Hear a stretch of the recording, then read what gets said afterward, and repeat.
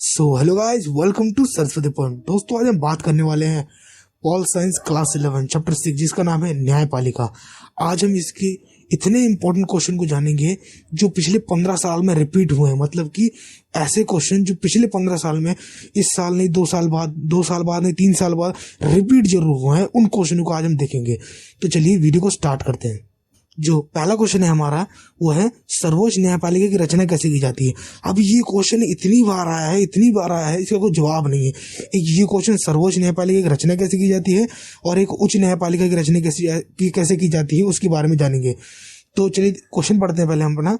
सर्वोच्च न्यायपालिका की रचना कैसे की जाती है या अन्य न्यायाधीशों की नियुक्ति कैसे की जाती है। मतलब कि आप जानते हैं जज की नियुक्ति कैसे की जाती है, तो ये क्वेश्चन जरूर आता है कि न्यायाधीशों की नियुक्ति कौन करता है, न्यायाधीशों की नियुक्ति कैसे की जाती है, ये क्वेश्चन पेपर में जरूर आता है। तो पहले हम जानते हैं कि सर्वोच्च न्यायपालिका हमारे लिए क्यों जरूरी है या सर्वोच्च न्यायपालिका के होने से न होने से क्या फर्क पड़ता है। तो केंद्र तथा राज्य की आपसी झगड़ों को निपटाने के लिए एक निष्पक्ष एवं स्वतंत्र न्यायपालिका होनी चाहिए।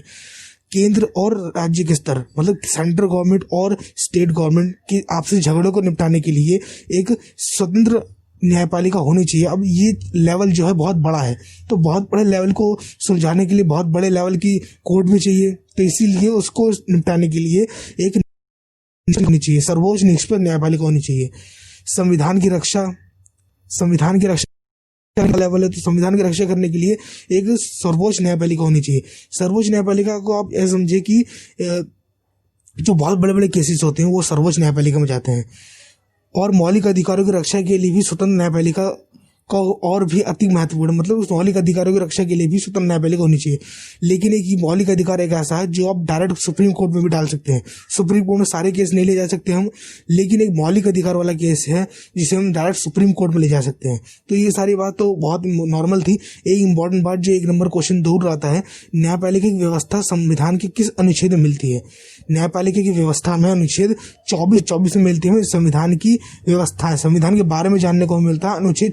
तो ये सारी नॉर्मल बातें थी, बहुत बेसिक सी, मैंने न्यायपालिका के बारे में बताया आपको। आगे चलते हैं। अब न्यायाधीशों की नियुक्ति, ये क्वेश्चन इतना इंपॉर्टेंट है, ये मतलब टॉपिक इतना इंपॉर्टेंट है, इसका कोई जवाब अगर बहुत बार क्या करता है सीबीएसई की, डायरेक्ट इसी चीज को पूछ लेता है कि न्यायाधीशों की नियुक्ति कैसे होती है, कौन करता है न्यायाधीशों की नियुक्ति। बहुत बार ये 3 नंबर 4 नंबर क्वेश्चन ऐसे टॉपिक आ जाता है पूरा। इसमें कुछ नहीं करना होता, केवल बताना होता है न्यायाधीशों की नियुक्ति कैसे की जाती है।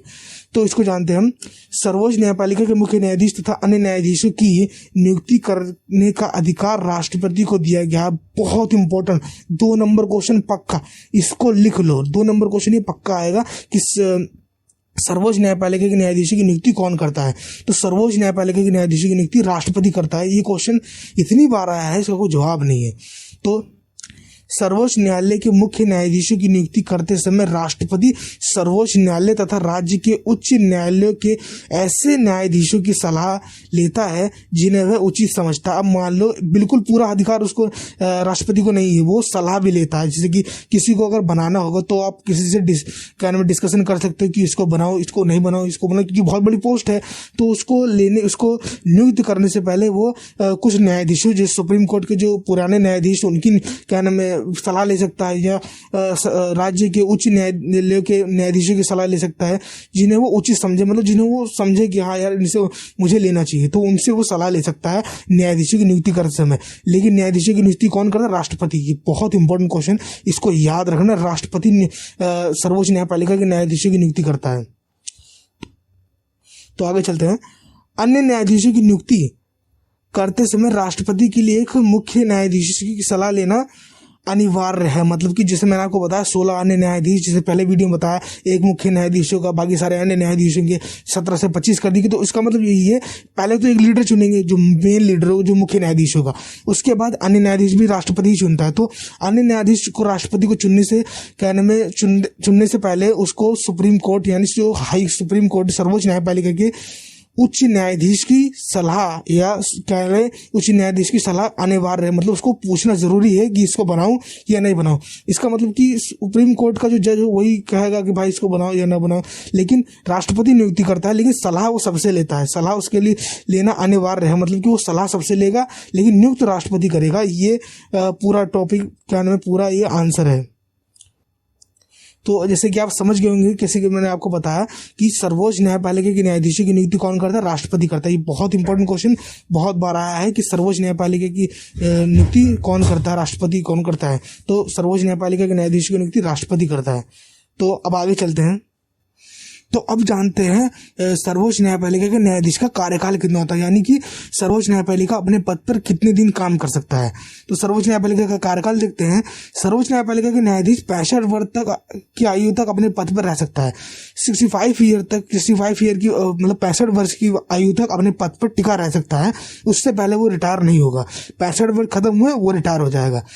उससे पहले वह स्वयं त्यागपत्र दे सकता है, मतलब कि खुद वो छोड़ सकता है, उसकी अगर मर्जी है, लेकिन वो 65 ईयर से पहले नहीं छोड़ सकता, नहीं त्याग, अगर वो रिटायर नहीं होगा 65 ईयर से पहले। तो ये आपने देखा कार्यकाल। अब आगे चलते देखते हैं वेतन कितना मिलता है सर्वोच्च न्यायपालिका के न्यायाधीश को, और शपथ कैसे लेता है, शपथ कौन दिलाता है।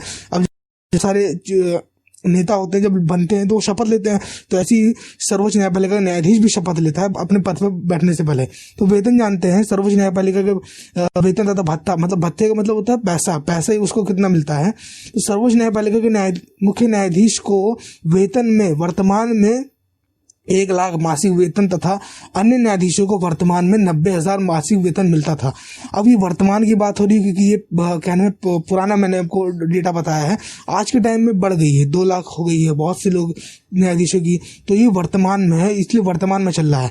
तो वर्तमान में उनकी कितनी थी? 1 लाख मुख्य न्यायाधीश की, ये याद रखने की बात है, मुख्य न्यायाधीश की 1 लाख, अन्य न्यायाधीशों की 90,000। अब जानते हैं शपथ बहुत बार आया है। शपथ बहुत बार न्यायपालिका में सर्वोच्च न्यायपालिका के बारे में पूछा जाता है। सर्वोच्च न्यायपालिका जो न्यायाधीश होता है उसको शपथ कौन दिलाता है? पहला, सर्वोच्च न्यायपालिका को न्यायाधीश कौन बनाता है? वो बनाता है राष्ट्रपति। सर्वोच्च न्यायपालिका के न्यायाधीश की नियुक्ति कौन करता है? वो करता है राष्ट्रपति। और एक क्वेश्चन ये भी आता है कि उसको शपथ कौन दिलाता है? तो उसको शपथ भी राष्ट्रपति दिलाता है। इसको हम आंसर के रूप में देखते हैं। सर्वोच्च न्यायपालिका में प्रत्येक न्यायाधीश को अपने पद पर संभालने से पहले राष्ट्रपति उसके द्वारा नियुक्त न्यायाधीशों के सामने पद शपथ लेने पड़ती है, मतलब कि राष्ट्रपति को उसके सामने शपथ लेनी पड़ती है अपने पद पर बैठने से पहले। तो शपथ का क्वेश्चन और न्यायाधीश की नियुक्ति कौन करता है? राष्ट्रपति। ये क्वेश्चन यानी रट लो मतलब कि घोल के पी जाओ, ये क्वेश्चन आएगा जरूर, चाहे पहले की क्वेश्चन पेपर देख सकते हो, उसमें क्वेश्चन जरूर रही वाला। तो थैंक यू दोस्तों, वीडियो पसंद आए तो वीडियो को लाइक करें, चैनल सब्सक्राइब जरूर करो प्लीज यार, सरस्वती पॉइंट को सब्सक्राइब कर दो प्लीज, बहुत जरूरी है सब्सक्राइब की, प्लीज सब्सक्राइब करो।